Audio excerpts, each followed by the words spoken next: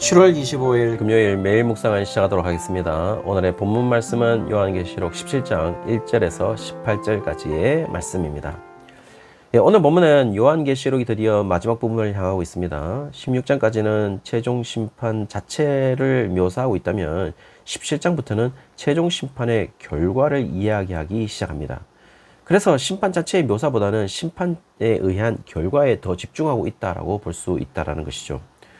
오늘 본문은 최종 심판의 결과를 보여주는 것으로서 이 바벨론이 받을 심판을 이야기해주고 있습니다. 1절에 7대접을 가진 7천사 중에 한 천사가 와서 많은 물 위에 앉은 큰 음녀가 받을 심판을 보여주겠다라고 이야기하고 있습니다.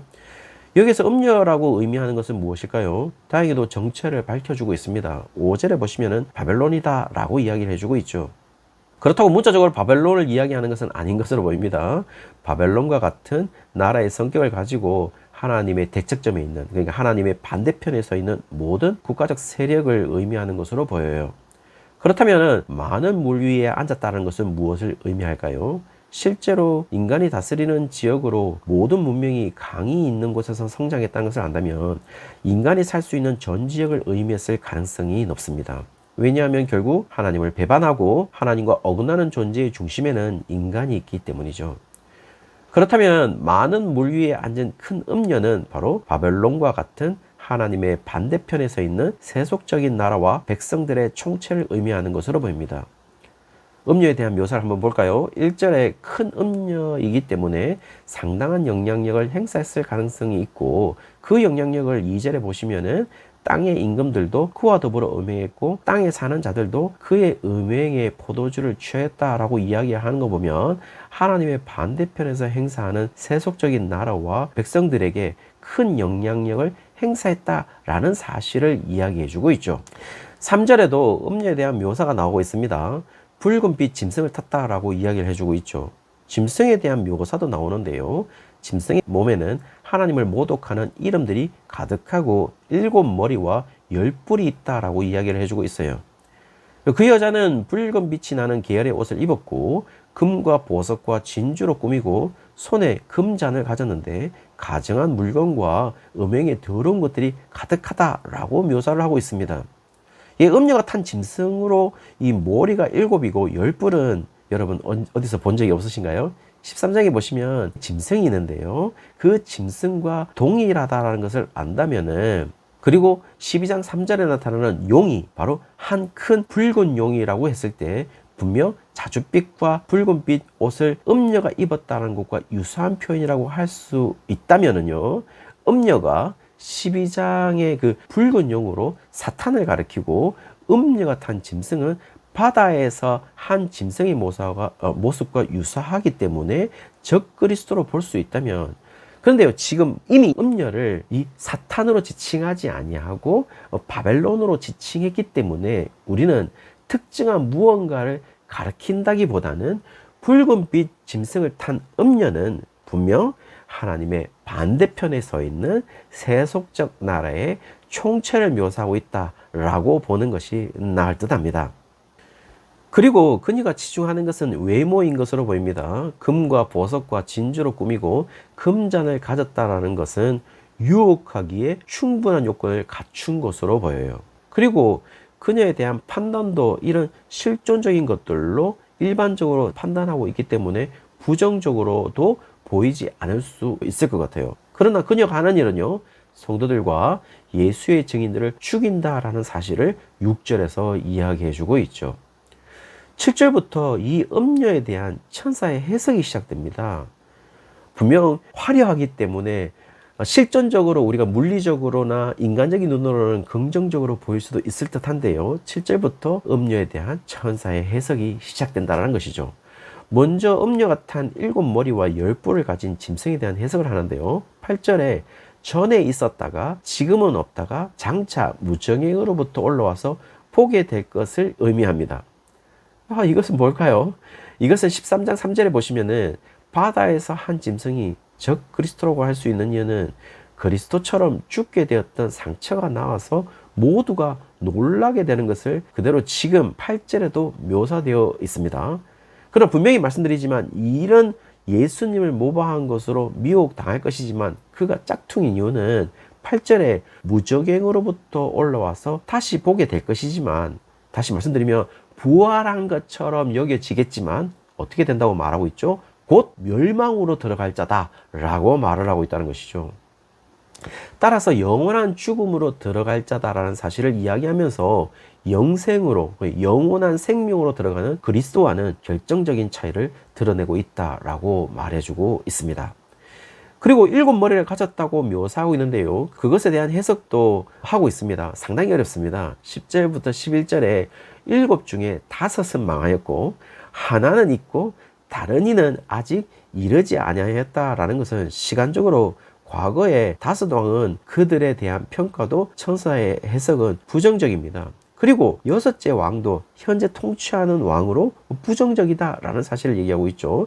그리고 미래에 나타날 7째 왕도 과거의 왕과 현재의 왕과 그리 다르지 않은 결과를 가지고 잠시 동안 있다가 사라질 것이다 라고 이야기를 합니다. 따라서 부정적인 것이죠. 그리고 나서 짐승은 바로 8째 왕인데요, 7 중에 하나가 다시 등장하게 되면서 그게 8째 왕이다 라고 표시를 해주고 있어요. 그런데요, 11절 하반절에 보시면 결국 어떻게 된다고요? 멸망으로 들어간다 라고 말하면서 모두 부정적으로 이야기하고 있다는 것이죠. 결국 이들의 모습이 어떤 힘을 발휘하는 짐승의 모습으로 보일 수도 있을 것 같습니다. 왜냐하면 8절에 무정행으로부터 올라오는 모습은 분명 힘을 과시하는 것처럼 느껴질 수도 있을 것 같아요. 마치 짐승이 올라와서 하는 일은 하나님을 믿는 교회 공동체를 핍박하는 것이라고 할 수 있으니까요. 그래서 그들이 다시 힘을 얻었다고 생각할 수도 있고, 방금 전에 이야기했듯이 그들이 그리스도처럼 부활했다고 생각할 수도 있겠지만 결국 그들은 멸망으로 들어간다라고 이야기를 하고 있죠. 영원한 죽음으로 돌아갈 존재이기 때문에 단순히 세상적인 해석적 판단을 기준을 가지고 화려하고 다시 살아나는 부활의 모습도, 능력이 있는 모습도, 권세가 있는 모습도 지금 천사 해석이 보여주고 있는 것은요, 부정적이다라고 말해줌으로써 속아서는 안 된다라는 얘기를 해주고 있는 것이죠. 12절에서 10뿔이 상징하는 것은 열왕이라고 해서 왕의 권세를 짐승에 주어서 임금과 같은 권세를 발휘하는 것처럼 보이지만 그것도 잠시 동안임을 이야기하면서 그 잠시라는 시간 안에서 속지 말 것을 이야기해 주고 있습니다. 분명 인간적으로, 세상적으로 그것으로 영원히 살 것이라고 생각하지만 분명 인간적으로 잘 사는 인생, 행복한 인생을 살 수 있다라고 생각하겠지만 분명히 말씀드리고 있는 것은 마지막까지 존재할 7 왕은 모두 힘있고 권세 있고 나름대로 폼나게 사는 삶을 사는 것처럼 보이지만 결국 어떻게 된다고요? 멸망으로 들어가는 자다라는 사실을 이야기해 주고 있죠. 왜냐하면 역사적으로 그리스도인을 박해했던 로마와 로마 황제들, 그리고 이스라엘을 괴롭혔던 아수르, 바벨론, 헬라가 영원하지 않았다라는 사실은 분명한 사실인 것이죠. 그럼에도 우리는 당시 아수르, 바벨론, 헬라와 로마의 화려함을 생각하며 거기에 어울리며 살고 싶어 했던 것이죠. 그것이 진정으로 잘 사는 삶이라고 생각하지만 오늘 분명히 이야기합니다. 그것의 마지막은 멸망이다 라는 사실을 이야기해주고 있죠. 14절부터 진정으로 승리하는 것이 무엇인지를 이야기합니다.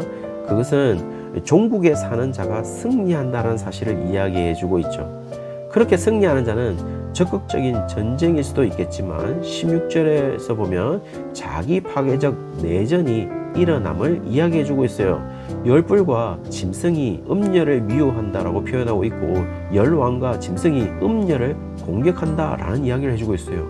그러나 여기에서 이런 자기 파괴적 행위가 일어난다는 이유를 기록하고 있는데요, 17절에 보시면 그들에게 자기 뜻대로 할 마음을 하나님이 주셨다라고 이야기를 합니다. 따라서 결국 하나님의 주도로 이루어진다는 사실을 이야기해주고 있는 것이죠. 결국 하나님의 말씀이 반드시 이루어지리라 라는 것을 이야기한다는 것입니다. 그러나 여전히 18절에 망할 그 여자는 땅의 왕들을 다스리는 큰 성이라고 인간적으로 위대해 보이고 멸망하지 아니할 성으로 보이겠지만 천사는 해석을 했습니다. 결국 하나님의 계획은 멸망이라고. 그러므로 거기에 속아서 하나님을 버리는 배교 행위를 통하여서 유대교로 회개하거나 이방의 나라로 다시 돌아가지 말 것을 지금 이야기해주고 있는 것이죠. 거기는 자중질환으로 결국 멸망으로 들어가는 죽음이 그들의 마지막이라는 사실을 이야기해주고 있습니다. 그러나 어린 양은 반드시 승리해서 우리를 구원하시고 영원한 생명이 마지막이라는 사실을 이야기하면서 소망이 없는 세상에 소망을 심어주고 있다라는 것이죠. 그러므로 지금 죽을 것 같은 지금 이 순간을 그 소망으로 이겨낼 것을 지금 이야기해주고 있습니다. 사랑하는 성도님들, 오늘 이 소망을 가지고 살아가는 이 날, 오늘 하루가 되시기를 주의 이름으로 축원합니다.